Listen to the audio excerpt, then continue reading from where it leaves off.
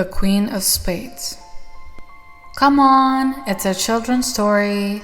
Frat, tell the girls it's a game and everything will be fine. I mean, really? What are you afraid of? I mean, we're here to protect you. Scared shirtless, I assured the others that nothing would happen. But the pounding of my heart stopped me from lying to myself. It's easy for me to say, but it isn't that creepy. What if the Queen of Spades comes? What happens afterward? I read those who summoned her died on the same day. But one person after a few minutes of torture leaves alive. Where's the Justin in that?